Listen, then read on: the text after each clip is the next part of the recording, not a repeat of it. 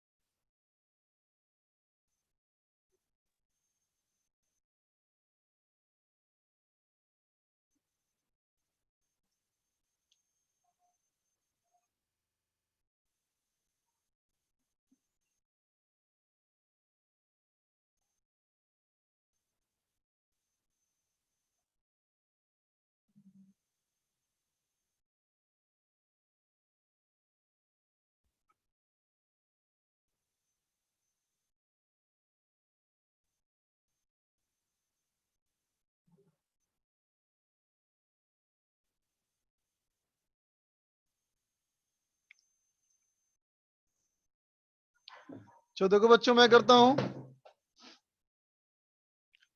देख बेटा, अगर इसका टेंशन टी मान लिया जाए, ये भी टी, ये भी टी, ये भी टी, ठीक है बेटा। अब देखो टी टी, तो यहां हो गया 2t, ये देखो टी टी, ये हो गया 2t, ये भी हो गया 2t, ये भी हो गया 2t, ये भी हो गया 2t, और ये हो जाएगा बेटा 4t, है ना। ठीक है, अब देखो कौन कौन सी बॉडी फिक्स्ड है। देखो बेटा ये फिक्स्ड है, इसका मतलब इसके लिए टेंशन का इस्तेमाल करके फायदा नहीं। ये भी देखो फिक्स्ड है, ये भी देखो फिक्स्ड है, ये भी देखो फिक्स्ड है ना बच्चा। अब बाकी सारे पॉइंट पे टेंशन का डायरेक्शन दिखाओ। तो क्या दिख रहा है बेटा, यहाँ टेंशन, यहाँ टेंशन, हालांकि बेकार है वो। यहाँ देखो टेंशन होगा, इधर होगा, इधर होगा। तो देखो बेटा 2t 4t, resultant tension zero इस पे, रिजल्टेंट टेंशन इस पे जीरो हो गया, तो ये भी हमारा बेकार हो गया। अब यहाँ देखो 2t, यहाँ t, यहाँ t, ये भी बेकार हो गया। इसमें देखो ऊपर की तरफ टेंशन, यहाँ देख बेटा t t, और ये 2t, ये भी बेकार हो गया। यहाँ टेंशन 2t, और यहाँ टेंशन t। बोलो बेटा, सब का डायरेक्शन देख लिया बच्चा। अब चलो हम लगाएंगे फॉर्मूला, कौन सा हम लगाएंगे बेटा, summation of T dot V is equal to 0। ठीक है बेटा, तो देखो इस वाले के लिए tension 2t into 5 into cos 37। ठीक है बच्चा, इसके लिए देखो टेंशन ऊपर -4t इंटू 3, यहां देखो 2t प्लस टी, ये हो गया बेटा 3t। चलो वेलोसिटी इसके ऊपर मान लिया मैंने, into V should be equal to 0। ठीक है बच्चा, क्या हो गया देखो, सबका टी कैंसिल, इसमें क्या हो गया, ये हो गया 4 8 8 -12 प्लस 3v इक्वल टू 0। इसका मतलब बेटा v इक्वल टू 4/3 मीटर पर सेकेंड। सारे बच्चों का सही है आंसर ये। इस वाले में देख बेटा, इस वाले में देख, तो देखो बेटा यहाँ टेंशन टी मान लिया, यहाँ टेंशन टी मान लिया, लेकिन अब यहाँ तुम टी नहीं मान सकते बेटा, है ना, क्योंकि ये टेंशन अलग स्ट्रिंग है। तो T1 T2 ऐसा कुछ होगा ना, बोलो, ये बात समझे बेटा। अब जरा गौर करना, देखो बेटा इस वाले केस में टेंशन कैसे कैसे काम करेगा, ऐसे ऐसे ऐसे ऐसे, है ना बच्चा, और ये तो फिक्स्ड है ना बेटा। अब चला गौर कर देख बेटा, अगर मैं उसको भी काउंट कर लूं, मान लिया मैंने T1, चलो मान लेते हैं बेटा T1, तब सोचो अगर मैं इस T1 काउंट कर लूं बेटा, और अब मैं लिखूं summation of T dot V equal to 0, तो देखो T1 भी आ जाएगा, T भी आ जाएगा। तो सोचो बेटा T1 भी आ गया, T भी आ गया, तो इसमें क्या T कैंसिल हो पाएगा? इसमें फिर बेटा T टेंशन कैंसिल नहीं होगा ना बच्चा, इसलिए दोनों को साथ में करना अभी फायदेमंद नहीं है, इसलिए अभी इसको यूज मत करो, ठीक है, उसका कॉन्सेप्ट यूज करो, ठीक है बेटा। सब लोग सुनना ध्यान से। मान लो बच्चा, अगर मैं कहूं सिर्फ इसकी बात करो, अगर मैं कहूं सिर्फ इसकी बात करो, है ना बेटा, तो कैसे कहोगे, ये देखो ऐसे है ना ये, चलो यहाँ देखो, यहाँ देखो बच्चा, ये ऐसे है ना बेटा बॉडी, बोलो ऐसे है ना बॉडी, और देखो धागा ऐसा है ना, ठीक है। तो देखो बच्चा अगर ये धागा टाइट रहेगा तो बॉडी कैसे मूव करेगा, देखो अगर धागा हमारा टाइट रहे तो बॉडी कैसे मूव कर सकता है, ऐसे ही नहीं कर सकता है, दिख रहा है बच्चा,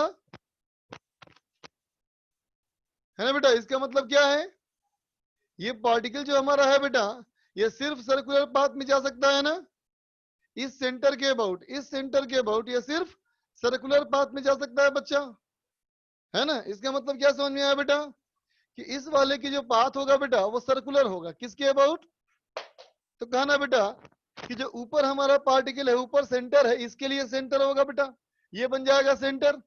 तो देख बेटा ये बन जाएगा सेंटर, तो ये ऐसे मूव करेगा, ऐसे मूव करेगा, इसका मतलब अपनी रस्सी के परपेंडिकुलर मूव करेगा, है ना बेटा। इसकी जो स्ट्रिंग है उससे ये एंगल 90 डिग्री पे जाएगा, ठीक है बेटा। तो अब देखो ये एंगल 90 डिग्री है बेटा, तो यहां से टेंजेंट अगर आगे खींचोगे बेटा, तो ये वाला एंगल कितना कहलाएगा, बोलो, ये हो गया 45, तो ये भी हो जाएगा बेटा 45, है ना। तो इस स्ट्रिंग से देखो बेटा क्या कह दोगे, summation of T dot V equal to 0, किसके लिए, इस वाले के लिए बेटा, summation of T vector dot V vector equal to 0। तो देख बेटा इसके लिए T ऊपर V ऊपर, ये हो गया T इंटू 6, यहां देखो बच्चा ये टेंशन है, ये टेंशन है बेटा, तो प्लस T इंटू V, और ये पूरा एंगल cos 135 इक्वल टू 0, इसका मतलब 6 minus V by √2 equal to 0, so V equal to 6√2 metre पर सेकेंड, ठीक है बेटा, लिख ले इसको।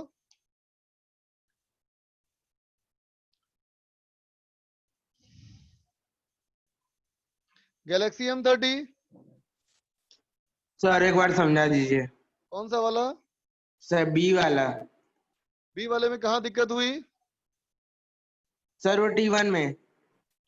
मतलब इधर वाले साइड में, किधर वाले साइड में, हाँ वो वाले साइड में, पहले वाला जो पहले दिखाया बताओ sir. Summation of T dot V equal to 0 करें पूरे के लिए, यहां से हाँ लेके यहां तक summation of T dot V 0 करें, हाँ क्यों, वही तो तुम सुनाई नहीं ठीक से बच्चा। देख यहाँ T1 भी है, यहाँ T भी है ना, हाँ सर, तो वो देख तो ये कैंसिल इक्वेशन नहीं होगा ना फायदेमंद कब हो सर। पाता है, जब हर कोई T 2T 3T हो, तो T कैंसिल हो जाता है ना, हाँ सर। उसमें हो पाएगा कैंसिल, नहीं तो फायदेमंद नहीं है ना ऐसे करना, नहीं सर। इसलिए पहले मैंने इसकी बात करी, कहा कि हाँ ये रस्सी है, और रस्सी अगर हमेशा टाइट रहेगा तो इस हाँ सेंटर के अबाउट ये सर्कुलर पाथ में जाएगा, हाँ सर। इसकी मतलब वेलोसिटी परपेंडिकुलर, हाँ तो इसकी मदद से मैंने वेलोसिटी का डायरेक्शन निकाल लिया, हाँ सर। और इस स्ट्रिंग के लिए अप्लाई कर दिया T dot B equal to 0। हाँ ठीक है सर, थैंक यू समझ सर। गए? हाँ sir, thank you. Okay, Shriya बोलो। वाले क्वेश्चन में 135 कैसे आया, जो एंगल है? 135 कैसे आया? हाँ, ये किसके किसके बीच का एंगल है? बी से लेके T1 तक का है शायद। V से लेकर के T1। T1 तक। नाश्ता नहीं किया बेटा क्या सुबह? कर लिया है। हाँ तो ब्रेकफास्ट करके बैठा कर। क्या दिमाग में गैस भर गया तुम्हारा? यहाँ में टी लिखा है, देख टी लिखा है हाँ, ना, इसका हाँ, मतलब टी और वी का एंगल है ना ये। अच्छा, ये कितना एंगल? 30, ये 15 45। और ये 90। हाँ, समझ गया बेटा? Yes sir.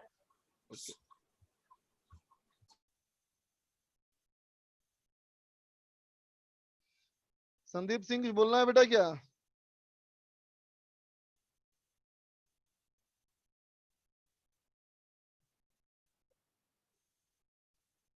चलो फटाफट नोट कर लो, इरेज करूंगा इसको।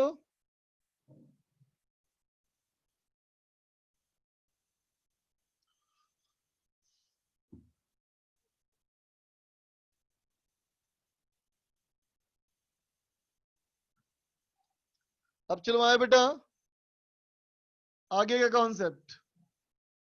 अब कॉन्सेप्ट आया जाए वेज कांस्टेंट में।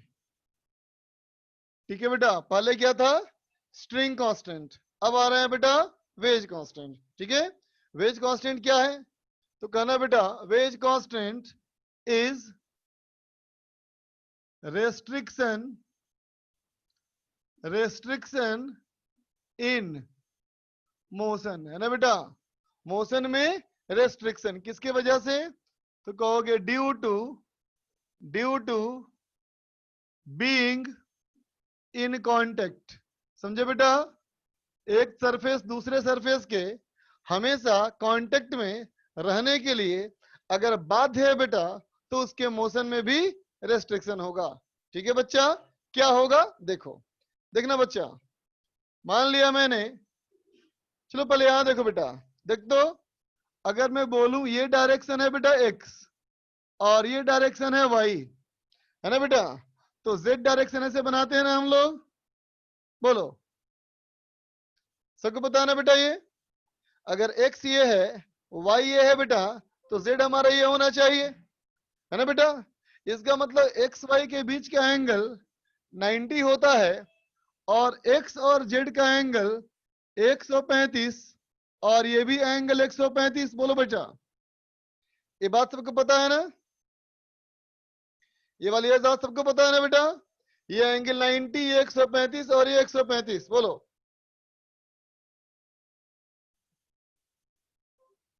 पढ़ा लिखा है? Yes sir. अरे मजाक भी नहीं समझता। बिल्कुल नहीं।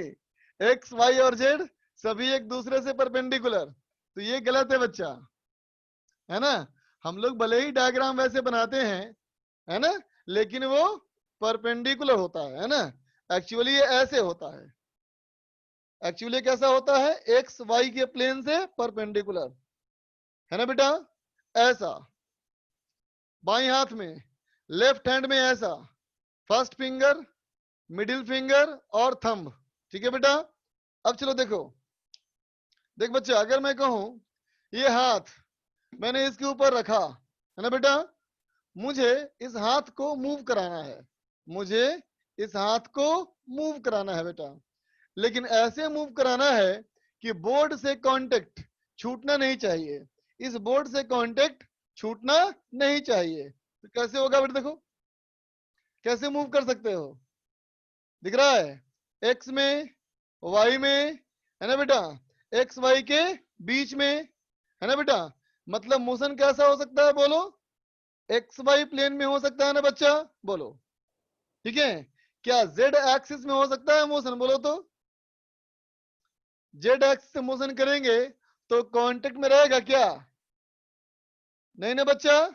बिल्कुल सही बात। तो क्या समझ में आया कि रिलेटिव वेलोसिटी सरफेस के परपेंडिकुलर 0 होना चाहिए। बोलो बच्चा, रिलेटिव वेलोसिटी सरफेस के परपेंडिकुलर 0 होना चाहिए, है ना बेटा। तो कॉन्सेप्ट क्या बन गया? तो कहोगे कॉन्सेप्ट यहां पे ये है बेटा, कॉन्सेप्ट यहां पे ये बना क्या कि रिलेटिव वेलोसिटी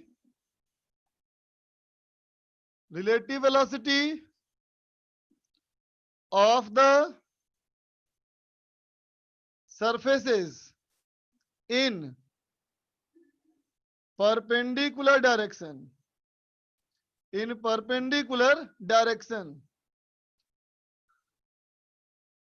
should be 0, है ना बेटा। सरफेस के परपेंडिकुलर डायरेक्शन में रिलेटिव वेलोसिटी 0 होना चाहिए। ओके बच्चा, ध्यान दो। तो देख बेटा, मैंने मान लिया एक मेरा ऐसा बॉडी, ठीक है बेटा, दूसरा एक ऐसा बॉडी, ठीक है, से इसको मान लो बॉडी ए और इसको मान लो बॉडी बी, है ना बेटा। किसी भी समय पर हमने देखा कि इस वाले की वेलोसिटी ऐसे है, क्या है ये? वी है ना बेटा, और इस वाले की वेलोसिटी ऐसे है वी है ना बेटा। तो देखो, जब भी तुमको कांस्टेंट मोशन का कॉन्सेप्ट इस्तेमाल करना हो बेटा, तो सबसे पहले क्या करोगे? उस कांटेक्ट सरफेस के परपेंडिकुलर एक लाइन खींचोगे, है ना बच्चा। क्या करोगे? जो कांटेक्ट सरफेस है ना बेटा बीच में, इस कांटेक्ट सरफेस के परपेंडिकुलर डायरेक्शन में एक लाइन खींचोगे, ठीक है बेटा। यहां से एंगल 90 डिग्री, ठीक है बेटा। अब क्या करोगे कि इस लाइन से इसका और इसका एंगल देखोगे, है ना बेटा। इस लाइन से इन दोनों का एंगल देखोगे, ठीक है बेटा। अब इन वेलोसिटीज को रिजॉल्व करोगे, तो इस वेलोसिटी का इधर कंपोनेंट क्या आया? बीबी कॉस बीटा, और ऐसे वीबी साइन बीटा। इसका कंपोनेंट ऐसे वी ए कॉस अल्फा, ऐसे बेटा वी ए साइन अल्फा। होगा बेटा, होगा। रूल क्या था कि सरफेस के परपेंडिकुलर डायरेक्शन में रिलेटिव वेलोसिटी 0 होना चाहिए। इसका मतलब ये दोनों वेलोसिटी बराबर, सरफेस के परपेंडिकुलर रिलेटिव वेलोसिटी 0, है ना बेटा। तो कैसे बना इक्वेशन देखो, लिखोगे V A cos alpha is equal to V B cos beta, है ना बेटा। ये हमारा बना कॉन्सेप्ट, ठीक है। हर बार वेज कॉन्सेप्ट में बस यही कॉन्सेप्ट इस्तेमाल करना है, ठीक है बेटा। लिख ले इसको।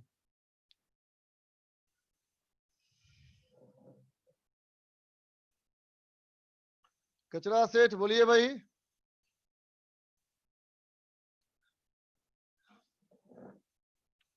सेठ जी, सब सेठ जी भाग गए यार। वैष्णवी को कुछ बोलना है, बोलो वैष्णवी।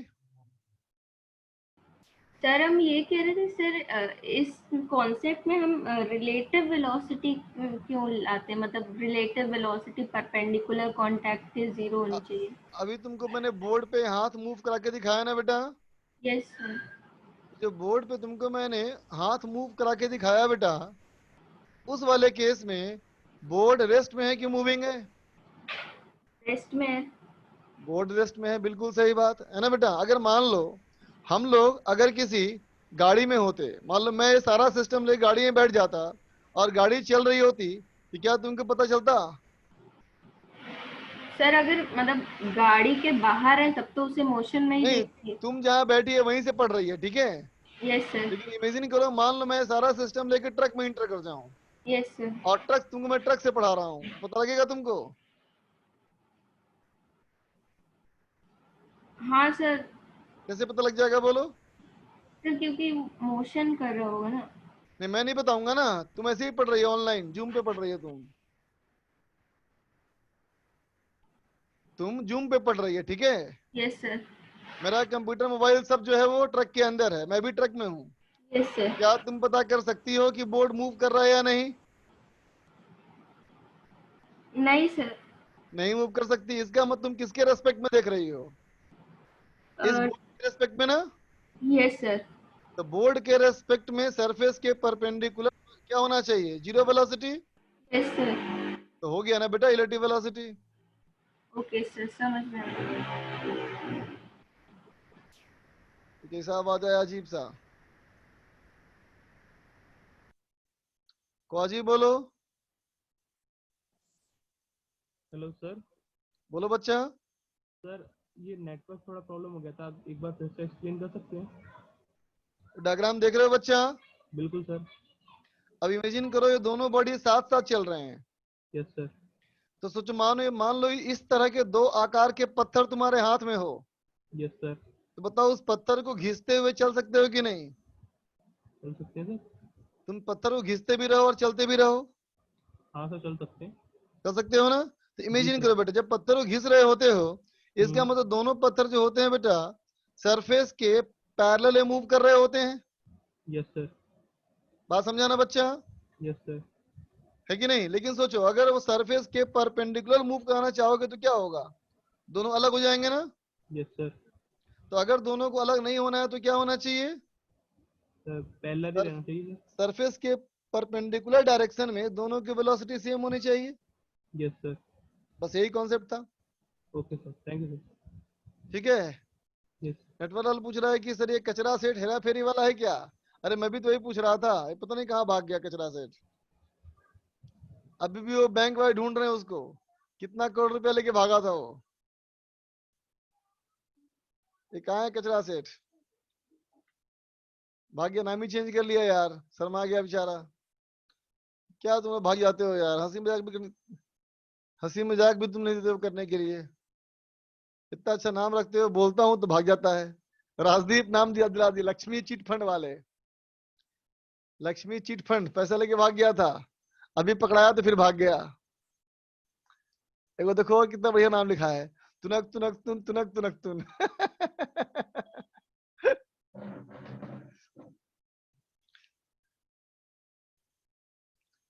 चलो, मंगल भवन अमंगल हारी, सही बात है। चलो बच्चा इरेज कर रहा हूं इसको। क्वेश्चन में आते हैं बच्चा। अब देखो क्वेश्चन क्या है। क्वेश्चन है बेटा, इन द फॉलोइंग डायग्राम, इन सारे डायग्राम में, in the following diagrams find velocity of B. B वाले का निकालना है velocity at the given instant. जिस समय का बेटा डायग्राम हो उस समय की ही निकालनी है वेलोसिटी। ठीक है बेटा। पहला सवाल, पहला हमारा सवाल है बेटा कि एक इंक्लाइन सरफेस और एक प्लेन सरफेस। ठीक है बेटा। इस इंक्लाइन सरफेस पे, इस इंक्लाइन सरफेस पे एक सिलेंड्रिकल बॉडी रखा है बेटा। इंक्लाइन सरफेस पे एक सिलेंड्रिकल बॉडी है और प्लेन सरफेस पे एक ब्लॉक है। ठीक है। ये हमारा है बेटा बी और ये हमारा है ए। ये हमारा एंगल दिया हुआ है, ये एंगल हमारा है बेटा 37 डिग्री और इसकी वेलोसिटी है बेटा 6 मीटर पर सेकेंड, है ना। तो हमसे पूछा गया है कि बी वाले की वेलोसिटी क्या होगी। ठीक है। अब देखो दूसरा केस, दूसरा केस भी वैसा ही, एक प्लेन सरफेस है ना बेटा और दूसरा इंक्लाइन सरफेस। ठीक है बेटा। ये इंक्लाइन सरफेस का जो एंगल है बेटा ये है 60 डिग्री। ठीक है। लेकिन इस बार प्लेन सरफेस का बॉडी जो है वो सिलेंड्रिकल है। प्लेन सरफेस का बॉडी सिलेंड्रिकल है और इस पे जो रखा है बेटा ये ब्लॉक हमारा एक ब्लॉक है।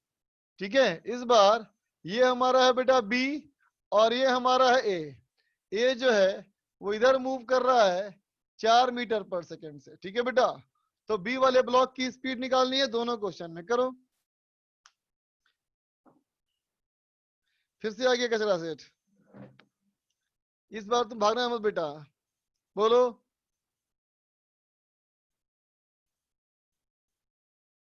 कचरा सेट बोलो यार, बात तो करो। Hello, hello sir. कैसे हो तुम? सब बढ़िया। तुम तो अच्छा से बोलता है यार। कचरा सेट तो तू तुतलाया करता था हमेशा। अगली बार ट्रेनिंग लेके आएंगे।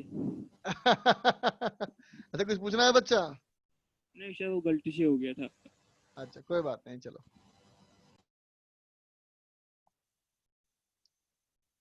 आ गया शक्तिमान, एक है ABCD।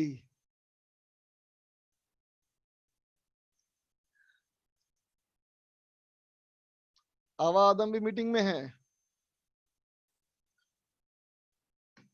चलो आंसर सॉल्व करो बेटा। अली हैदर दिया आंसर कुछ, सजन भी आंसर दिया, अली हैदर भी दिया आंसर, बाकी लोग भी दो।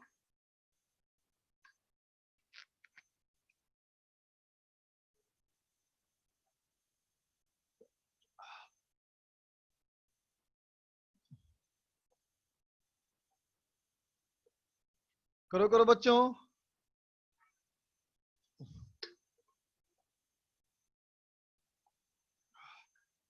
वैष्णवी, क्वाजिक, गर्वित, तुम भी निकालो बेटा आंसर, जो भी आंसर आए निकालो।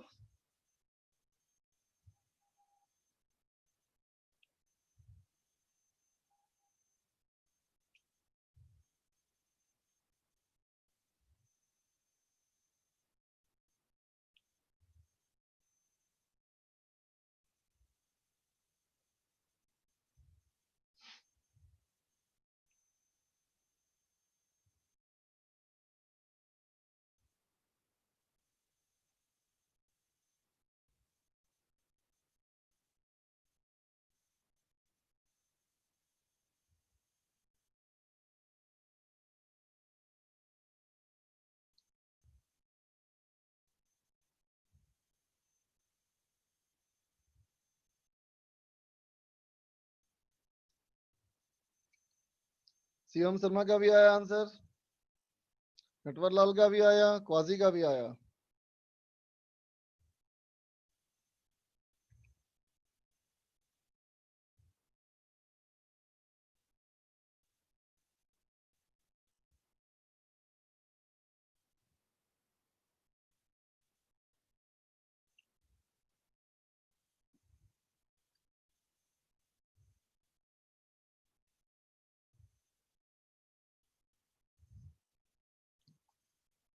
अच्छा बच्चा भी आया, मोहित का भी आया, अथर्व का भी आया।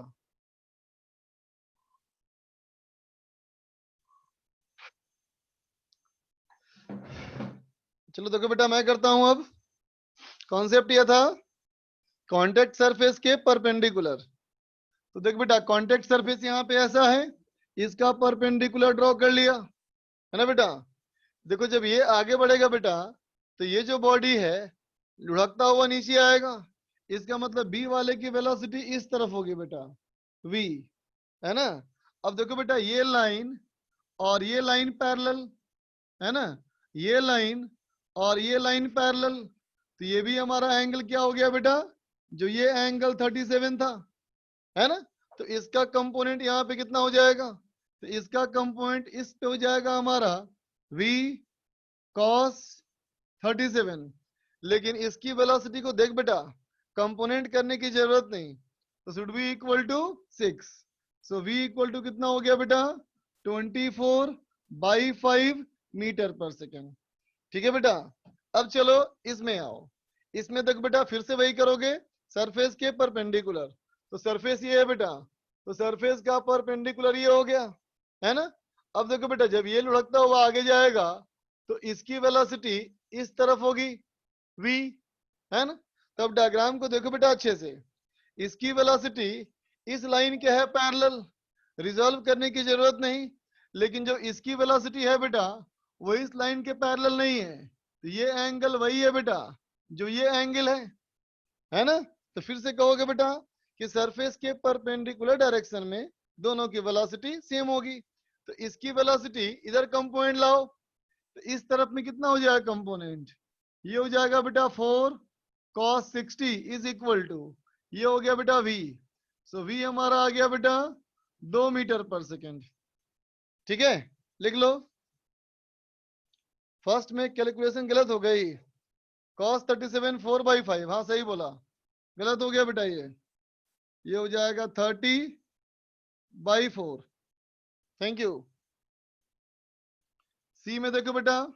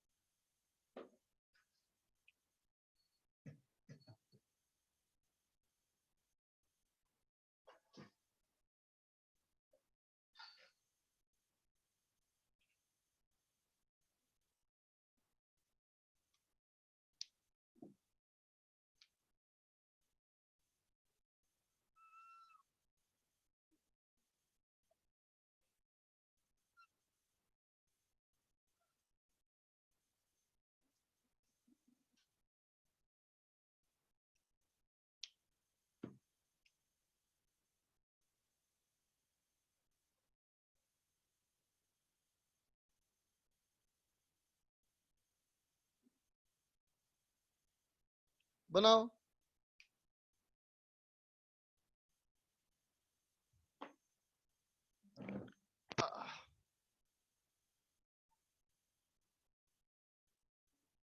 करो बच्चा, एंगल दिया हुआ है, थोड़ा डायग्राम तिरछा बन गया है, लेकिन असल में नीचे वाला लाइन हॉरिजॉन्टल है बेटा, एक वाल हॉरिजॉन्टल है, एक वाल वर्टिकल है। जब ए वाला ब्लॉक आगे आएगा बेटा तो बी वाला ब्लॉक नीचे उतरेगा।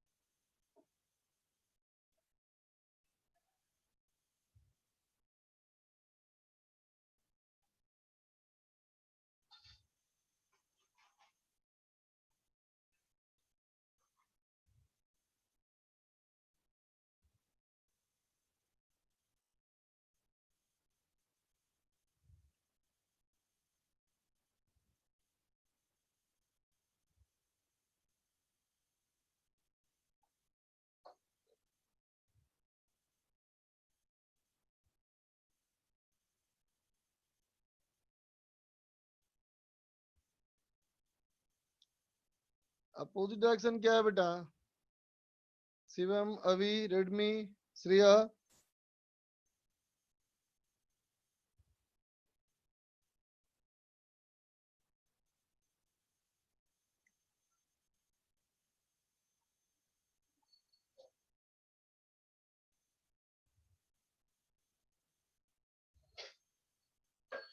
आयुष का भी आया।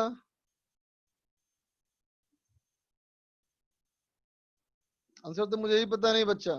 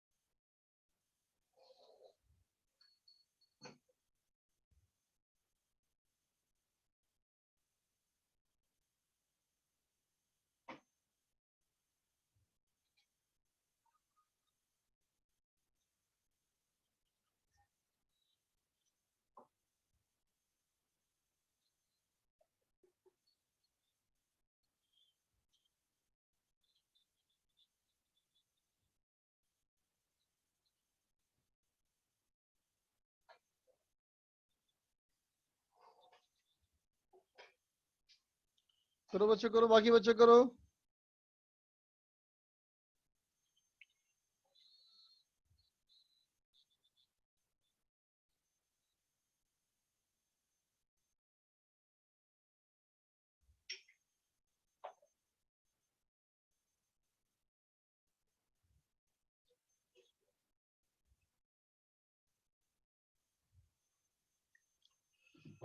मुझे पता नहीं बेटा, अब मैं करूंगा तो आंसर आएगा। चलो देखो बच्चा, ये सरफेस हो गया बेटा। फिर से कहोगे सरफेस के परपेंडिकुलर, तो सरफेस के बेटा हो गया परपेंडिकुलर ये लाइन, है ना बेटा।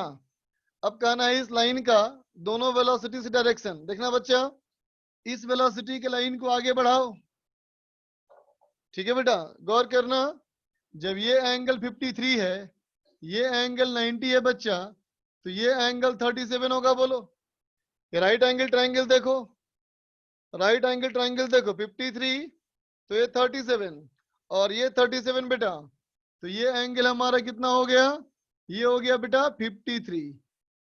ठीक है, अब देखो, जब ये आगे फिसलेगा बेटा, तो ये वाला बॉडी नीचे आएगा, तो ये वाला बॉडी नीचे आएगा, है ना बेटा। इसकी मान ली मैंने v वेलोसिटी। ठीक है, थोड़ा गौर करना बच्चा। तो देखो ये लाइन, इसकी वेलोसिटी और इसकी वेलोसिटी परपेंडिकुलर है बच्चा, है ना। तो अगर इस वाले से एंगल 53 है, तो फिर इस वाले से एंगल 37 होना चाहिए। बोलो बच्चा, समझा। दो लाइन अगर परपेंडिकुलर हो, एक लाइन से अगर एंगल बनता हो थीटा, तो दूसरे से बनेगा बेटा 90 माइनस थीटा। अब दोनों की वेलोसिटी कंपोनेंट करो, यहां से कितना आएगा बेटा कंपोनेंट, यहां आ जाएगा 10 cos 53 होगा बेटा, और इज इक्वल टू इसका यहाँ कंपोनेंट क्या आएगा, ये हो जाएगा v cos 37 होगा बच्चा। तो कितना हो गया देखो, v इक्वल टू हो जाएगा बेटा 30/4 मीटर पर सेकेंड। ठीक है बच्चा, लिख ले इसको।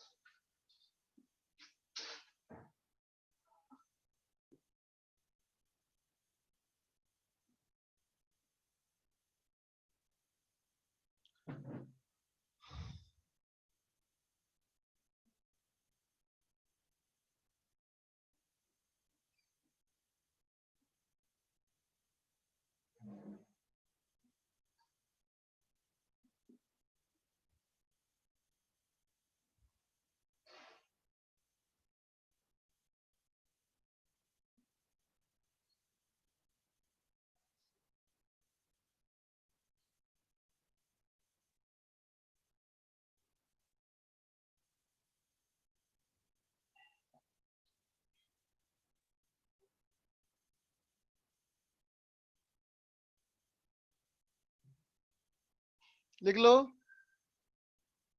नोट कर लो बच्चा।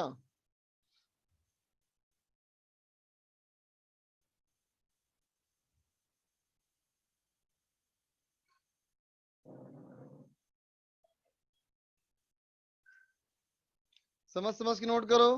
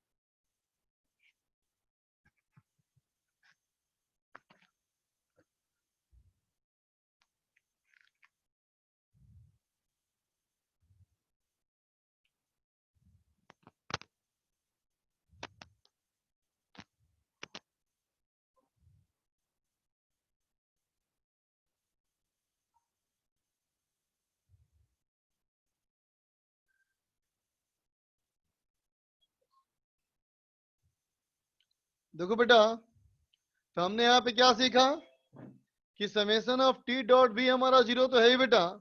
अगर मैं इसको डिफरेंशिएट कर दूं तो ऐसा बन जाएगा, है ना बेटा। अगर मैं लिखूं टेंशन हमारा कांस्टेंट हो जाए तो ये 0 हो जाएगा। तो summation of T dot A equal to 0, है ना बेटा। अगर टेंशन कांस्टेंट हो, यूनिफॉर्म वाली बात नहीं बोल रहा, कांस्टेंट हो मतलब बेटा समय के साथ टेंशन वेरी नहीं करना चाहिए, है ना बच्चा। समय के साथ टेंशन वेरी नहीं करेगा कब? जब सिस्टम का ओरिएंटेशन कांस्टेंट हो, मतलब कोई भी कहीं एंगल वैंगल चेंज ना करे। अगर कोई एंगल वैंगल चेंज करेगा बच्चा तो कहानी बदल जाएगी, ठीक है बच्चा। तो summation of T dot B equal to 0 की जगह तुम summation of T dot A equal to 0 भी करना, लेकिन तभी जब एंगल वगैरह कांस्टेंट हो, ठीक है बच्चा। चलो इरेज कर रहा हूं। वर्चुअल से पहले क्या लिखा है? इन वर्चुअल वर्क मेथड। अब देखो बेटा, न्यूटन सेकेंड लॉ का इस्तेमाल विथ कांस्टेंट मोशन, ठीक है बेटा। कांस्टेंट मोशन के साथ न्यूटन सेकेंड लॉ का इस्तेमाल।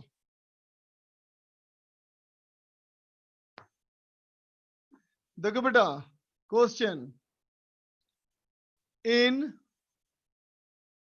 Given questions, in given questions, इन सारे क्वेश्चन है बेटा, सरफेस जो है,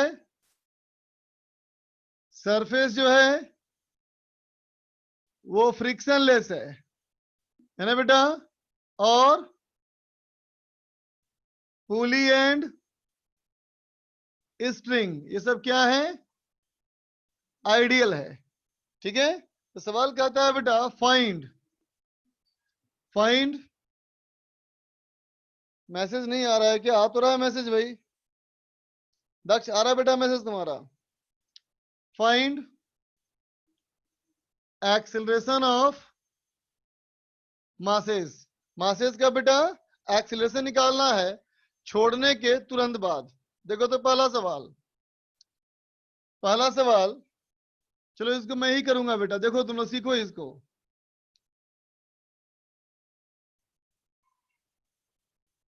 देखो बेटा, ये एक ब्लॉक, ये एक दूसरा ब्लॉक, है ना बेटा। ये एक इंक्लाइन सरफेस पे रखा है। इंक्लाइन सरफेस का एंगल 37 डिग्री है ना बच्चा। तो देखो ये पुली जो है बेटा, ये पुली हमारा फिक्स है ना, पुली हमारा फिक्स है ना। अब खुद महसूस करो, जब पुली फिक्स है बेटा तो जितना नीचे खींचोगे ये उतना ही ऊपर जाएगा, है ना बच्चा। क्या होगा? इसका एक्सेलरेशन और इसका एक्सेलरेशन, है ना बेटा, सेम ही होना चाहिए। ऐसे ही दिख रहा है तो, है ना। तुम इसको साबित भी कर सकते हो, कैसे? वही लगाओ समेशन ऑफ टी डॉट ए बराबर 0। तो देखो बेटा इसका टेंशन इधर होगा, इसका टेंशन इधर होगा, तो यहाँ हो गया T into B.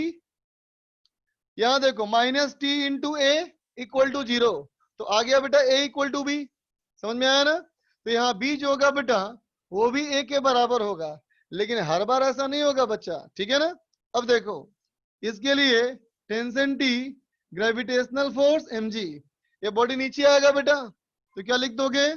mg minus T is equal to ma, ठीक है बच्चा। इसके लिए देखो बेटा, इसके लिए यू लगेगा ग्रेविटेशनल फोर्स इस बॉडी के बेटा। देखो टेंशन तो ये हो गया, ऐसे हो गया बेटा ग्रेविटेशनल फोर्स, और ऐसे हो गया बेटा नॉर्मल फोर्स, ठीक है। और देखो बॉडी ऐसे मूव कर रहा है ना, इधर मूव कर रहा है, इसका मतलब क्या कहा था मैंने, याद करो कि जिधर एक्सीलरेशन हो बेटा उधर ही x मानते हैं ना। तो ये हो गया हम लोग का x, ठीक है। तो देखो इस टेंशन को रिजॉल्व करने की जरूरत नहीं, नॉर्मल को भी रिजॉल्व करने की जरूरत नहीं, लेकिन mg को रिजॉल्व करना पड़ेगा बच्चा। तो देखो ये 37, ये 53, तो ये एंगल हो जाएगा बेटा 37, ये हो जाएगा 37। तो इसका कंपोनेंट कर दिया, कितना हो जाएगा ये? mg cos 37, इधर हो जाएगा बेटा mg sin 37, ठीक है बेटा। अब इसके लिए इक्वेशन लिखो, क्या लिखोगे इक्वेशन? इसके लिए ऊपर जा रहा है ना, तो t minus mg sin 37 equal to ma। बोलो बेटा, दोनों का मास मैंने बराबर लिया था, ठीक है। अब इस दोनों को ऐड कर लो। अगर तुम इन दोनों को ऐड करोगे तो टी टी कट जाएगा। क्या हो जाएगा बेटा? ये हो जाएगा 2/5 mg इक्वल टू 2 ma। इसका मतलब a इक्वल टू g/5। आगे बात समझ में? ठीक है बच्चा। अब चलो तुम दूसरा वाला सवाल करके बताओ।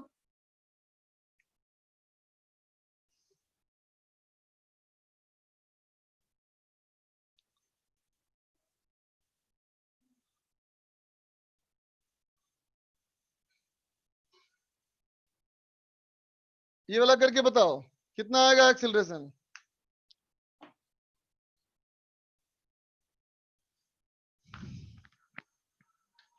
कोई शॉर्टकट नहीं बेटा, जो तरीका सिखाया एग्जैक्ट वही फॉलो करना।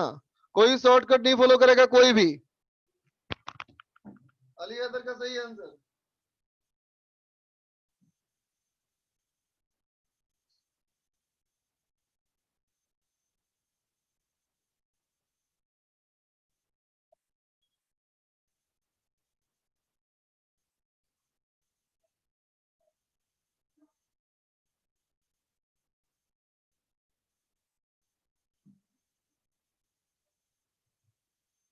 बैटमैन सही करो। नवदीप सही, बैट्समैन गलत।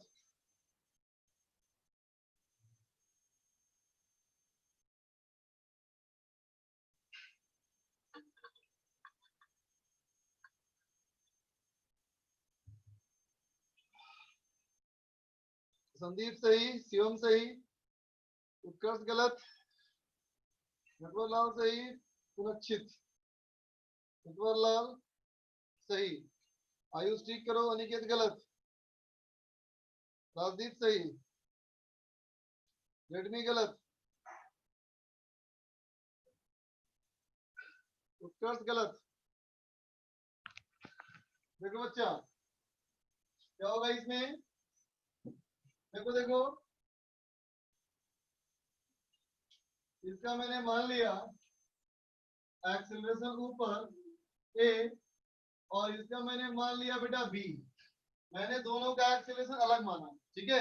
फिर सोचा कि देखो जितना टेंशन यहाँ होगा बेटा उतना ही टेंशन यहाँ होगा, होगा ना। और इसका मैं करूंगा टी डॉट ए बराबर 0।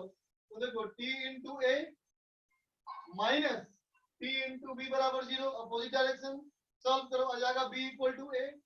ये हो गया बेटा बी इक्वल टू ए। एक मिनट, आवाज नहीं आ रही होगी तुम लोग को।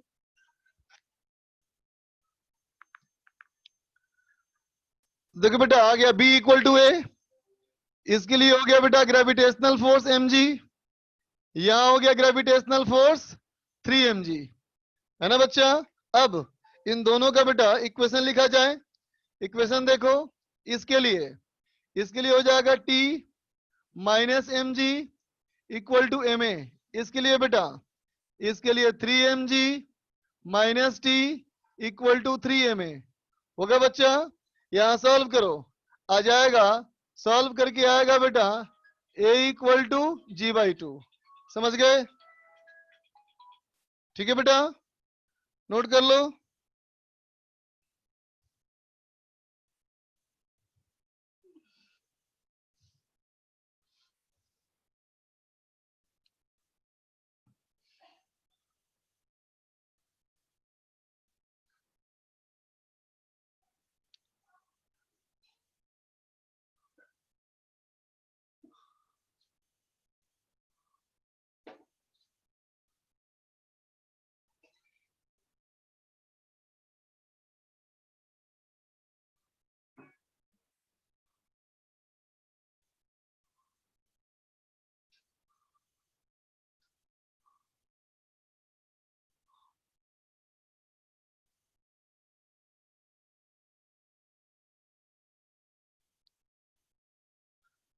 बनाओ बेटा। b इक्वल टू ए कैसे आया? देखो ना बेटा, कांस्टेंट मोशन से आया। इसके लिए t इंटू ए, और यहां देखो माइनस टी इंटू बी बराबर 0, तो a इक्वल टू बी।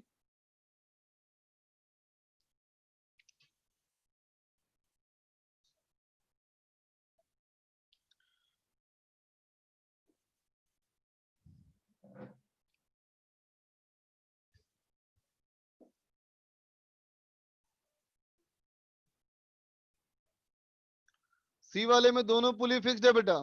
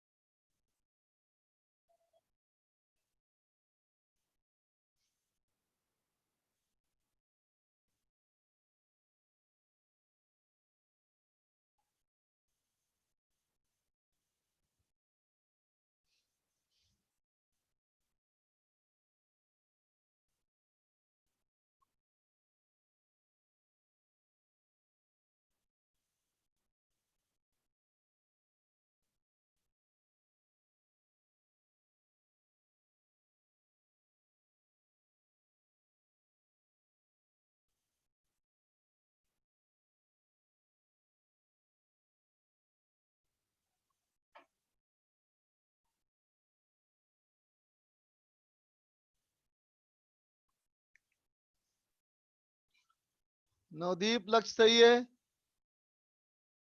उत्कर्ष उस्मान क्यों तुम्हें डाउट है बेटा? आयुष सही है। राजदीप सही। नटवरलाल सही। योगेंद्र सही। क्वाजी क्या लिखा है तुम यार? अभी सही है। नटवरलाल सही। विकास आर्या सही। गुड बच्चों, बिल्कुल सही। देखो बच्चा, देखो बच्चा, मैंने माना कि देखो बेटा ये इधर आएगा और ये इधर जाएगा, है ना। इसका मैंने ए माना और इसका मैंने बी माना, है ना बेटा। फिर उसके बाद देखा कि इसका 10 सेंटी और इसका 10 सेंटी ऐसे है, ये 10 सेंटी होगा तो ये भी 10 सेंटी होगा बेटा। तो यहाँ लिखेंगे माइनस टी बी और प्लस टी ए बराबर 0। तो फिर से हो गया ए इक्वल टू बी, है ना बेटा। तो B is equal to A हो गया बेटा, है ना। अब देखो इसके लिए नीचे हो जाएगा बेटा 2mg। तो इक्वेशन क्या लिखेंगे? 2mg माइनस टी बराबर 2ma, है ना बेटा।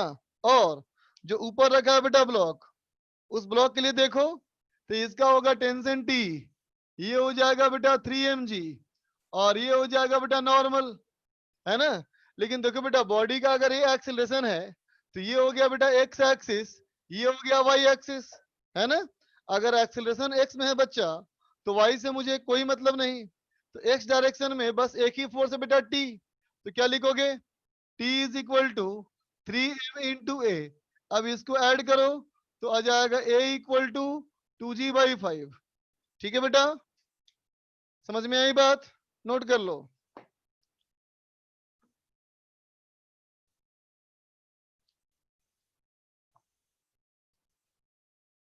अब जो डिस्कस करते हैं बेटा,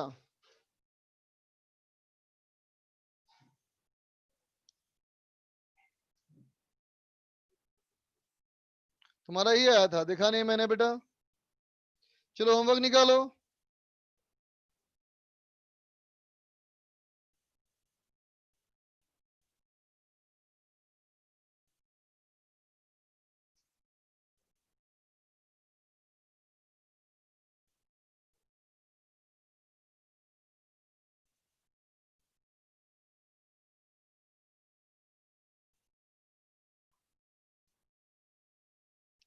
नो साउंड। क्या बच्चों आवाज नहीं आ रही क्या? वैष्णवी को डाउट है, हैंड रेज करो।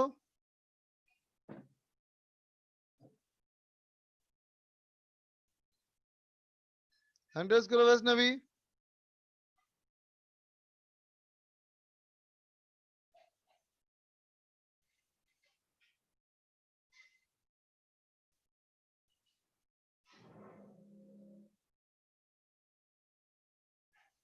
हैंड रेज कहाँ की? वो दिख ही नहीं रहा। कैसे हैंड रेज की है भाई तुम?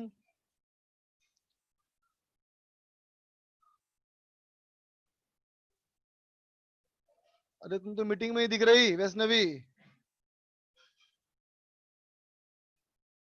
हाँ, आ गई, बोलो वैष्णवी। सर हम इस क्वेश्चन में ये कह रहे थे जो लटका हुआ जो ब्लॉक है 2m है उसका हाँ। तो मास कम है ना जो टेबल पे रखा है ब्लॉक अच्छा पहले 3m मुझे से। ये बताओ, इस 2m के 3m के मास को देखो, यस सर। इसके लिए टेंशन टी है ना बच्चा। Yes sir. टेंस बताओ, ये रस्सी टाइट होगी या नहीं होगी? टाइट होगी। टाइट होगी बेटा। तो बताओ, इस टेंशन को रोकने वाला कोई फोर्स है इस बॉडी के लिए? सर क्योंकि वो परपेंडिकुलर है उसका मास। इसको रोकने वाला फोर्स तो कोई है ही नहीं, नहीं सर नहीं है। तो पक्का मूव करेगा ना। Okay sir. Hmm. Thank you sir. अच्छा बेटा, ऑप्टिक्स में कहाँ तक दिया था मैंने homework? Vaishnavi, yes sir. Yes sir optics sir में करना था ना? एक minute sheet. Yes sir optics में कुछ क्वेश्चंस थे सर शायद चेक करो एक्सरसाइज तो। 3 थी। अच्छा एक 3 मिनट। बचा है हम लोग का। Yes sir.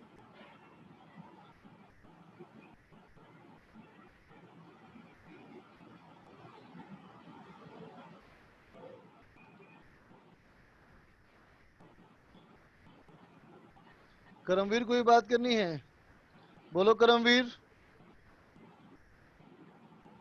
सर ये इसमें सर दूसरा दूसरी तरफ हुआ सर इक्वेशन वैसे सर किसमें डाउट है सेकंड बेटा? इक्वेशन सर कैसे बनी सेकंड इक्वेशन में सेकंड इक्वेशन यस सर इसमें डाउट है बेटा? अच्छा यस देख, सर तो इसका मैंने ए लिया, इसको बी माना, इसमें कोई दिक्कत? नो सर फिर मैंने देखा बेटा कि इसका टेंशन सेम होगा डिफरेंट होगा, बोलो। देखो, टेंशन रस्सी सर ऐसे गई, ऐसे गई, ऐसे रस्सी आई, yes sir tension tension tension same होगा ना।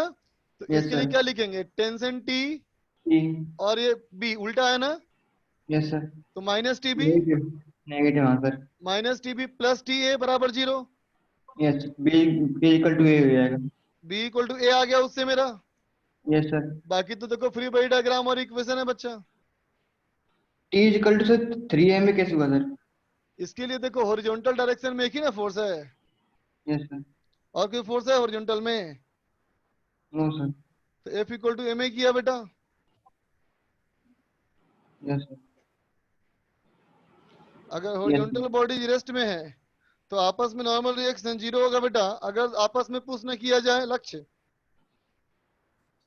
एक्सरसाइज 2 पार्ट 2 तक हो गया था ना हम लोग का यस सर ऑप्टिक्स पार्ट में। 3 में भी काफी कुछ हो गया था। अच्छा पार्ट 3 भी कुछ हो गया था। यस सर मेरे ख्याल से 16 17 तक तो हो गया था 18 भी हो गया था पार्ट 3 में एक्सरसाइज हाँ 2 पार्ट के। 3 में 16 तो हो गया था। Yes sir. हाँ पार्ट 3 में 18 तक हो गया था ना हम लोग का। Yes sir. ठीक है, उसके आगे पूछना है किसी को बेटा? एक्सरसाइज 3 पार्ट 2 में पूछना है किसी, एक्सरसाइज 2 पार्ट 3 19 20 21 में पूछना है कोई? ईश्वर को पूछना है 19 नंबर, रेडमी को पूछना है 21 नंबर। तो देखो बेटा 19 नंबर सवाल कहता है बेटा कि a parallel beam of light is incident normally on a flat surface of a hemisphere of radius 6 centimeter and respective index 1.5 is placed in air as shown in the figure। दो diagram बेटा इसमें है, दोनों को solve करना है हमें, ठीक है। चल पहले वाले को देखे बेटा, पहले वाले का ये है बेटा सरफेस, ये हो गया प्रिंसिपल एक्सिस। अब देखो बेटा, यहां से अगर रे नॉर्मली आएगी तो इस वाले सरफेस पे कोई असर नहीं पड़ेगा और ये स्ट्रेट कर जाएगा बेटा इंटर। अब इसके बाद की बात करें तो इसके बाद की बात करेंगे तो म्यू2 हो गया 1 by we minus mu one बेटा 1.5 बाई यू हो गया इन्फिनिटी, म्यू2 माइनस म्यू1 बाई आर बेटा कितना है देखो, रेडियस ऑफ कर्वेचर है बेटा कितना है 6 सेंटीमीटर, ये है बेटा 6, तो ये है -6। इसका मतलब आ गया बेटा v इक्वल टू आ गया 12 सेंटीमीटर, तो यहां से 12 सेंटीमीटर आगे यहां गिरेगा बेटा ये रे, है ना।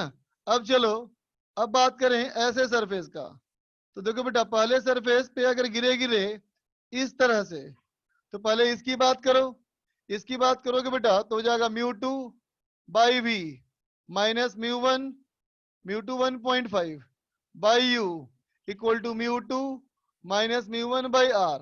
इसका मतलब v इक्वल टू हो गया बेटा 18 सेंटीमीटर। बोलो बेटा, है ना, v हो गया यहां से 18 सेंटीमीटर। अब देखो बेटा, जब रे यहां से जाएगी और यहाँ ये गिरना चाहती है कहाँ पे, 18 सेंटीमीटर पे, लेकिन बेटा प्लेन सरफेस पे रिफ्रैक्शन हो जाएगा ना, तो formula SI by SO equal to μ2 by μ1, है ना बच्चा। सुनो, यहां से 18 सेंटीमीटर बेटा, तो यहां से कितना हो जाएगा, यहां से 18 माइनस 6 हो जाएगा ना बेटा, 12 हो जाएगा ना। इसका मतलब बेटा SI इक्वल टू कितना आया, ये आ गया बेटा 8 सेंटीमीटर। ठीक है, तो क्या कहोगे आंसर बताओ, कौन कौन सा आंसर हो जाएगा। अब तो खुद ही कर लोगे बेटा, सब निकाल दिया मैंने। लेंस नहीं मानना है बेटा, लेंस होता है हमेशा पतला, थिन लेंस। अब देखो बेटा 21 नंबर सवाल,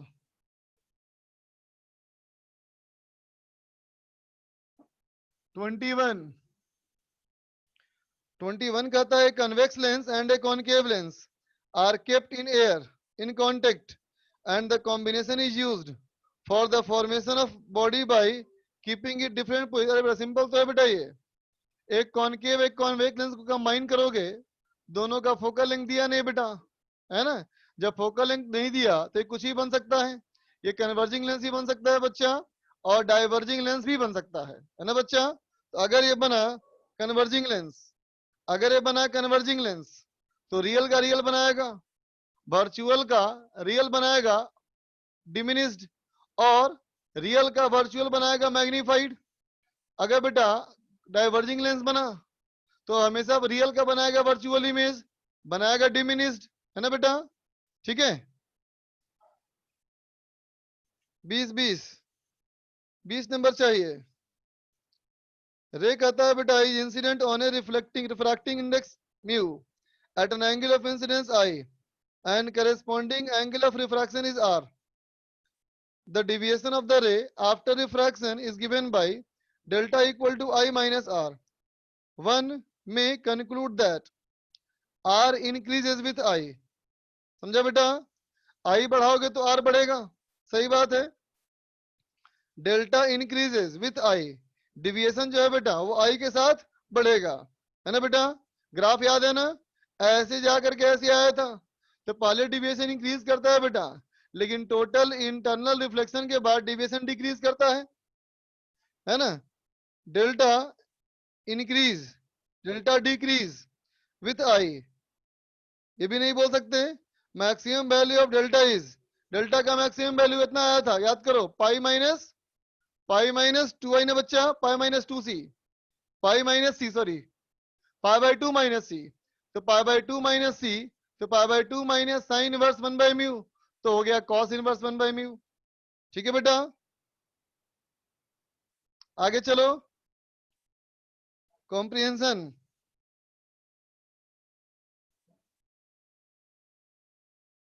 बोलो बेटा कॉम्प्रिहेंशन में,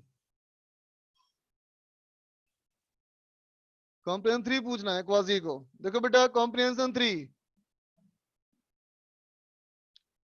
देख बेटा कॉम्प्रिहेंशन 3 में कहता है figure shows A solid transparent semi cylinder of radius 10 centimetre. देखो बच्चा, एक सेमी सिलेंडर मान लो, ये सेमी सिलेंडर का रेडियस है बेटा 10 सेंटीमीटर। ठीक है, यहाँ पे पॉइंट O हो गया बच्चा, और O वाला पॉइंट के आगे ये हमारा हो गया बेटा स्क्रीन, ये हो गया हमारा स्क्रीन। ठीक है बेटा, इसको घुमा रहे हैं क्लॉकवाइज डायरेक्शन में, इसको घुमाना शुरू कर दिया ऐसा ओमेगा से, तो ओमेगा इक्वल टू है हमारा 6 रेडियन पर सेकेंड। इसका म्यू तुम्हें दिया हुआ है। What is the initial angular velocity of ray refracted from the plane surface. ठीक है बच्चा, सुना ध्यान से। तो देखो बेटा, ऐसे अगर रे अभी आएगी तो ये तो हो जाएगा बेटा नॉर्मल, ये तो हो जाएगा नॉर्मल, तो रे यहां से इंटर करेगा, यहां पहुंचेगा और यहां गिरेगा। बोलो बेटा, ठीक है ना। लेकिन देख बेटा, स्फीयर अगर हमारा घूम रहा है, सिलेंडर घूम रहा है, तो देखो बेटा थोड़ी ही देर के बाद ये सिलेंडर जब घूम जाएगा बेटा, तो सिलेंडर ऐसे हो जाएगा, देखो सिलेंडर तुम्हारा ऐसे हो जाएगा बेटा, है ना। तो अब सोचो बेटा, अगर सिलेंडर ऐसे हो गया, है ना, तो पहले जो नॉर्मल से एंगल 0 था बेटा, अब देखो नॉर्मल से ये एंगल आई बन जाएगा बेटा, है कि नहीं। और ये आई घूमन क्यों बन गया, इसके घूमने की वजह से। इसका मतलब ये क्या है बेटा, तो ये कहोगे D I upon D T है ना बच्चा। ये क्या है, D I upon D T है ना बच्चा। अब देखो, अब जब ये आई एंगल पे हो गया बेटा, तो एंगल ऑफ रिफ्रैक्शन ऐसे हो जाएगा बेटा, बोलो रे यहां पे गिरेगी ना, ये हो जाएगा बेटा एंगल ऑफ रिफ्रैक्शन। ठीक है, तो अब क्या लिख दोगे तुम, अब लिख दोगे 1 mu into sine I is equal to 1 into sine R, है ना बेटा। अब इसको डिफरेंशिएट कर दे, क्या हो जाएगा, mu into cos I D I upon D T equal to 1 into cos R D R upon D T, है ना बेटा। हमसे पूछा गया था बेटा इनिशियल, तो क्या कहोगे, initially I is equal to R is equal to 0, है ना बच्चा। इसका मतलब cos i1 ये भी 1 हो गया बेटा, तो क्या हो गया, D R by D T is equal to mu into D I by T. Mu हो गया बेटा 5/3 इंटू ये है 6, इसका मतलब हो गया बेटा 10 रेडियन पर सेकेंड, है ना। अब सोचना, पहले रे यहां था बेटा और अब रे यहां है, तो रे कितना एंगल घूम गया, थीटा एंगल घूमा ना बेटा। थीटा इस डायग्राम में कितना कहोगे, theta is equal to R minus I, इसका मतलब बेटा d theta upon D T equal to d R upon D t minus d I upon D T, है ना बेटा। ये है 10 और ये है 6, तो इसका मतलब हो गया बेटा ये 4 रेडियन पर सेकेंड। समझ में आया बेटा। आगे देखो, अब कहता है बेटा कितने दूरी पर जा करके ये स्पॉट गायब हो जाएगा। तो देखो बेटा, अगर ये क्रिटिकल एंगल बन गया, अगर ये क्रिटिकल एंगल बन गया तो स्पॉट गायब हो जाएगा ना, यहीं से कर जाएगा रिफ्लेक्ट। तो इसको क्रिटिकल एंगल बना दो और दूरी निकाल लो। आगे चलो बच्चा, एक्सरसाइज 3 पार्ट 1 1 से 5, एक्सरसाइज 3 पार्ट 1 1 से 5 बेटा कॉम्प्रिहेंसिव 1 खुद से करो, भाषा पूरी पढ़ो, बहुत सिंपल सवाल है वो, पूरा पढ़ो खुद से बन जाएगा। उस्मान को पूछना है 5 नंबर सवाल। देखो बच्चा 5 नंबर में, 5 नंबर बहुत सिंपल है बेटा। 5 नंबर में तुम्हें ये दिमाग लगाना है बेटा कि देखो u और v दिया हुआ है, तो u और v की मदद से फोकल लेंथ निकालो। ठीक है बेटा, और चेक करो, है ना बेटा, कि किस में फोकल लेंथ 24 सेंटीमीटर के पास आ रहा है। जिसमें 24 सेंटीमीटर के बहुत पास आ रहा हो वो सही आंसर है, जिसमें नहीं आ रहा हो वो गलत है। ठीक है, नटवरलाल को पूछना है 2 नंबर और ईश्वर को पूछना है 6। 2 ने बताया लायक नहीं है बच्चा, 2 नंबर खुद से करो। 6 नंबर देखो, 6 नंबर थोड़ा पेशेंस से कैलकुलेशन करने की चीज है बेटा, सीखो 6 नंबर सवाल। 6 नंबर क्वेश्चन, 6 नंबर क्वेश्चन में एक बॉडी दिया है बेटा, इस बॉडी का ये एंगल है 60 डिग्री, ये एंगल है 135 डिग्री, ये एंगल है 90 डिग्री, और ये एंगल है बेटा 75 डिग्री। अब कहता है कि रे ऑफ लाइट आके गिरा, रिफ्रैक्टिव इंडेक्स √3 है बेटा, सुनना ध्यान से। अगर कोई रे ऑफ लाइट यहां पे आके गिरा, ऐसे गिरा बेटा, कितने एंगल पे गिरा है,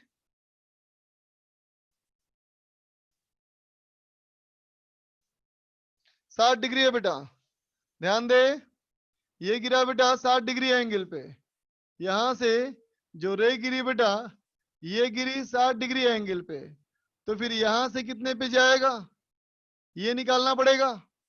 कैसे निकालोगे, तो कहोगे 1 into sine 60 is equal to mu √3 into sine are.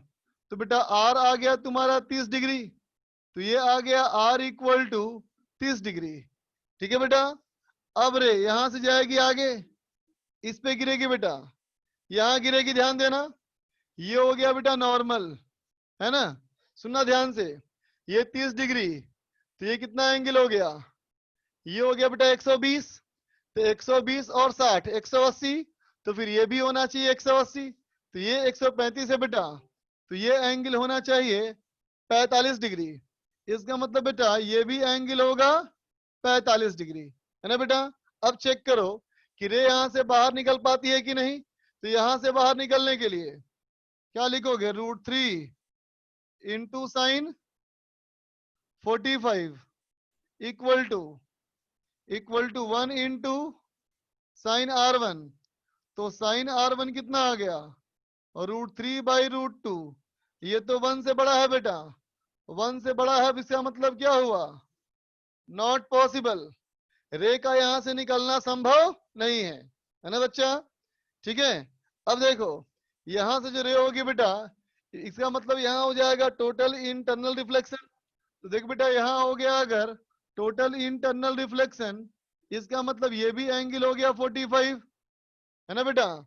अब देखो ये एंगल 45 है, ये एंगल 75 बेटा, है ना, तो ये भी 45 है, इन दोनों को ऐड करो, इसको ऐड करोगे बेटा तो आएगा 120, ये अगर हो गया बेटा 120 तो ये हो गया 60, और ये हो गया बेटा 60, इसका मतलब ये एंगल हो गया बेटा 30। बोलो, अगर ये हो गया बेटा 30, तो ये भी देखो 30 था ना यहाँ पे, तो यहां से भी रे बेटा बाहर निकल जाएगा, और जो एंगल यहाँ 60 था वही एंगल 60 यहाँ भी हो जाएगा। ठीक है, तो ऑप्शन चेक कर लो अब, समझ गए, आगे चलो 6 नंबर की आगे 10 नंबर तक नेटवर्क पूछना है 7। देखो नेटवर्क,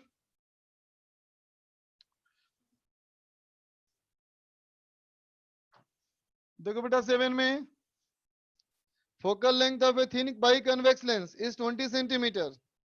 एक थिन बाई कन्वेक्स लेंस, इसका फोकल लेंथ है बेटा 20 सेंटीमीटर, ये हो गया principal axis. When the object moved from a distance of 25 centimetre in front of it to 50 centimetre, पहले इसका ऑब्जेक्ट यहाँ है बेटा O1 25 सेंटीमीटर पे, फिर चला गया ऑब्जेक्ट यहाँ O2, ये हो गया बेटा अब 50 सेंटीमीटर पे, है ना बेटा। Magnification of lens image changes to M25 to M50, कितना सिंपल है बेटा बताओ, O1 से V1 निकालो, O2 से V2 निकालो, दोनों के मैग्निफिकेशन का रेशियो निकालो। ठीक है बच्चा, इस पर पूछ रहा है 6 नंबर में, कैसे पता चला कि CD पे गिरेगी। अरे भाई ये 60 डिग्री है और ये देखो ये पूरा एंगल 120 डिग्री है, तो क्या समझ में आया कि ये लाइन और ये लाइन ये हो गया बेटा पैरेलल, तो सीडी पे ही जाएगा ना, और कहां जाएगा। 9 नंबर देखो, image of an object approaching a convex mirror of radius of curvature 20 metre along its optical axis. देखो बच्चा 9 नंबर में कहता है फोकल लेंथ कॉन्वेक्स मिरर है, तो प्लस हो गया बेटा, प्लस हो गया 20 मीटर। ठीक है, अब कहता है इमेज, इसका इमेज मूव कर रहा है बेटा 25 मीटर से 25/3 टू 50/7। तो देखो बच्चा इसका V1 दिया है 25/3 मीटर, तो U1 निकाल ले बेटा, फिर इसका V2 दिया है बेटा, V2 है 50/7 मीटर, तो इसका U2 निकाल ले। जब V1 निकल गया U2 निकल गया तो डिस्प्लेसमेंट ऑफ ऑब्जेक्ट निकाल ले बेटा, U2 माइनस U1 का मॉड, और टाइम दिया है तुम्हारा 30 सेकेंड, तो वेलोसिटी पूछा है, तो एस ओ बाई टी। ठीक है, आगे चलो 15 तक। अभी को 12 पूछना है। देखो बेटा 12 नंबर में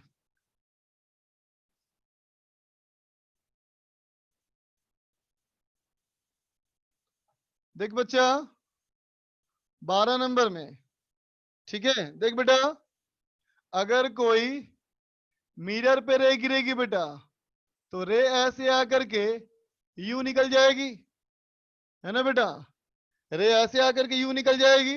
लेकिन अगर दो बाउंड्री को सेपरेट करता है बेटा, तो जब भी रे गिरेगी बेटा, तो हर बार क्या होगा, इस रे में कुछ हिस्सा जाएगा बेटा रिफ्लेक्शन में, और कुछ हिस्सा जाएगा रिफ्रैक्शन में। समझा बेटा, याद रखना, रिफ्लेक्शन और रिफ्रैक्शन हमेशा साथ साथ होता है बेटा, है ना, जबकि रिफ्लेक्शन अकेले भी हो सकता है, रिफ्लेक्शन अकेले भी हो सकता है, लेकिन रिफ्रैक्शन रिफ्लेक्शन के साथ ही में होता है। ठीक है बेटा, बात समझा। अब आओ पहला ऑप्शन देखो बेटा, पहला ऑप्शन क्या दिखा रहा है, डॉट लाइन और डार्क लाइन दोनों गया एंगल 90 तक। ये तो गलत है ना बेटा, क्रिटिकल एंगल के बाद क्या होगा, रिफ्रैक्टेड रे गायब हो जाएगी, है ना बेटा, ट्रांसमिटेड रे गायब हो जाएगी। तो किसी खास एंगल के बाद ट्रांसमिटेड गायब हो जाना चाहिए, है ना बेटा। किस में दिख रहा है ऐसा, बी में दिख रहा है ऐसा, और किसमें दिख रहा है बेटा, बस ओनली बी में दिख रहा है ना बेटा, बी और सी में, बी और सी में। अब देखो बेटा बी और सी में क्या अंतर है, बी में क्या दिख रहा है कि ट्रांसमिटेड रे 100% है, तो ट्रांसमिटेड बेटा 100%, तो रिफ्लेक्टेड 0 होना चाहिए ना, लेकिन देखो ऊपर से स्टार्ट किया, इसलिए बी ऑप्शन गलत है बेटा, और सी ऑप्शन सही है। आगे चलो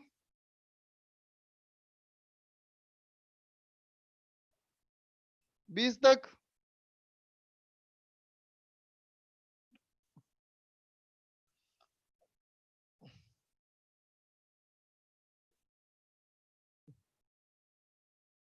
तेरह पूछना लुभावनी को, देख बच्चा 13 में,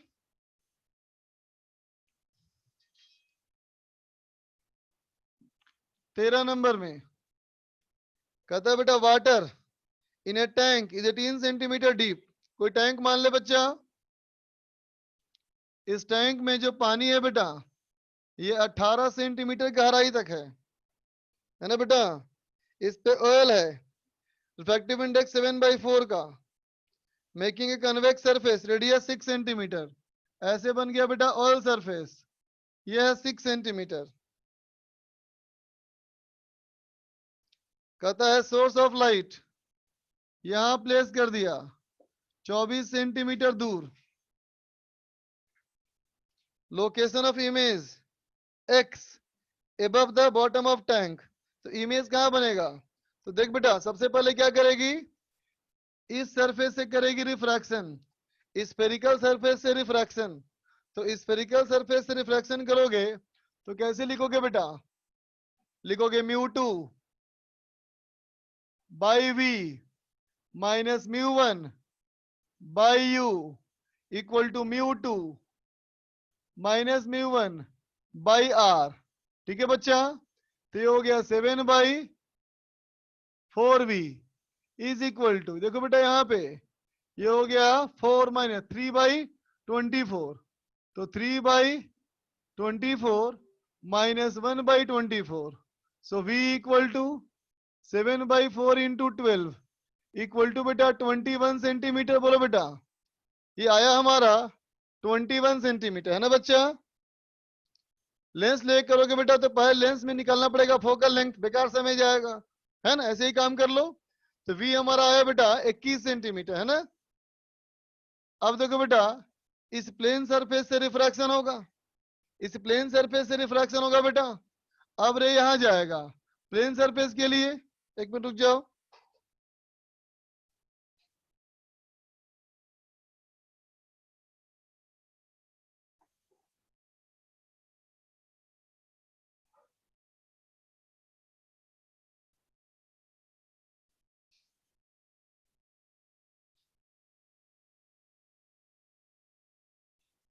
देखो बच्चा, अब इस सरफेस के लिए लिखो, क्या लिखोगे?